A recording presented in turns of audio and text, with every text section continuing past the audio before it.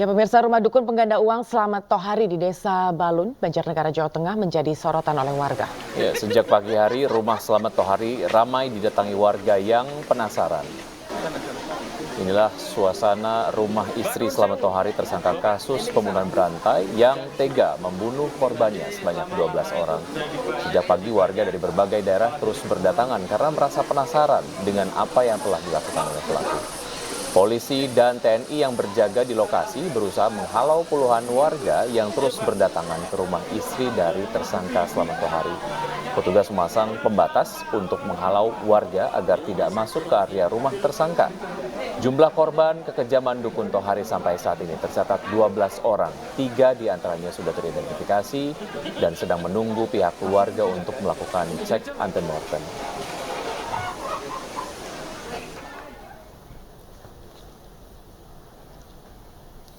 Ya, dan berusaha untuk mengetahui informasi lebih lanjut terkait dengan kasus ini sudah terhubung dengan Bapak Mahbudiono, Kepala Desa Balun, Kecamatan Wanayasa, Banjarnegara, Jawa Tengah. Selamat siang, Pak Mahbudiono.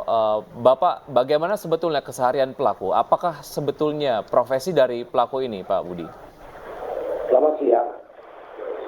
Untuk kesehariannya pelaku jelas ada keluar masuk lah. Artinya pelaku juga tidak menunjukkan bahwa pekerjaan-pekerjaan yang jelas seperti itu. Dan untuk pelaku sendiri cukup sering berinteraksi dengan warga tidak, Pak? Kurang, orangnya tertutup. Karena ini kan juga tahun 2020 pertengahan ini baru muncul lagi.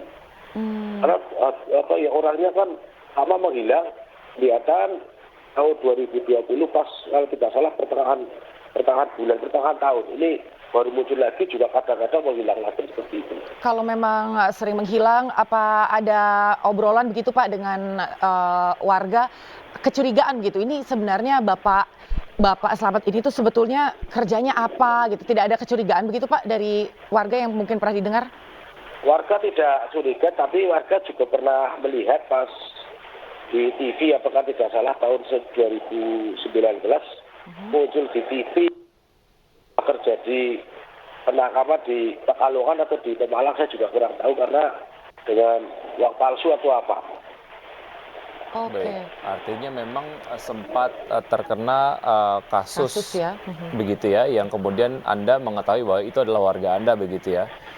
Pak Budi, dari informasi yang sempat saya lihat beberapa waktu yang lalu di beberapa media lah terkait dengan rumah mewah yang nampaknya ini milik Pak Slamet sendiri. Apakah keluarga pelaku ini terkenal kaya ataupun terpandang di desa, Pak Budi? Itu biasa-biasa saja. Sebenarnya kehidupannya sederhana. Artinya karena juga dengan biasanya kan kalau di kampung manakala petani itu kan jelas dari hasil pertanian kan seperti itu. Nah, terus kalau misalnya dia, maksudnya kalau warga itu biasanya bertani, lah dia sendiri bisa hidup dapat penghasilan itu dari mana Pak? Yang Pak? Kalau Pak Toharinya dulu kan istrinya juga dagang sih juga, tapi dagang kecil-kecilan lah. Saya lihat juga pernah menjadi pedagang sayur, tapi juga kurang begitu aktif. Berarti sebenarnya profilnya seharusnya sih sederhana begitu ya Pak ya? Ya. Pernah ada laporan juga begitu Pak dari warga Anda dan akhirnya jadi tersebar begitu bahwa pelaku ini sering menawarkan untuk menggandakan uang karena punya kemampuan spiritual dan lain sebagainya begitu Pak?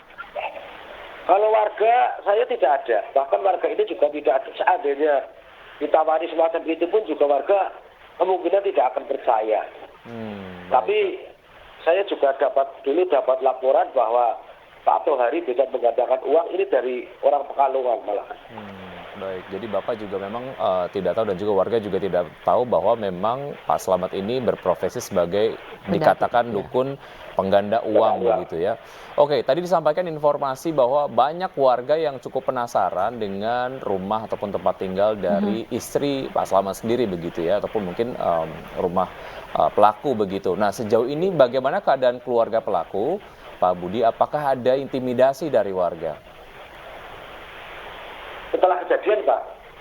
Ya, betul. Saat ini seperti apa, Pak? Ya, memang warga sebenarnya dengan kejadian seperti ini artinya kan yang pertama warga dikagetkan, artinya ada pembunuhan.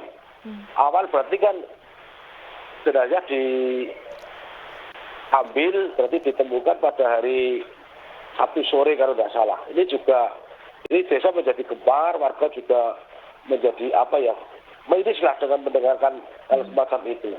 Tapi dilanjutkan pada hari Senin, itu malah korban lebih banyak lagi. Artinya dengan kejadian yang pertama saja warga ini juga rasanya gimana, terus apalagi dengan pengambilan jenazah pas pada hari Senin ini juga sejumlah 9 jenazah lagi. Ini juga warga juga sebenarnya sudah mulai rasa ini juga risau lah atau resah dengan kejadian-kejadian apa yang telah dilakukan oleh waktu hari itu.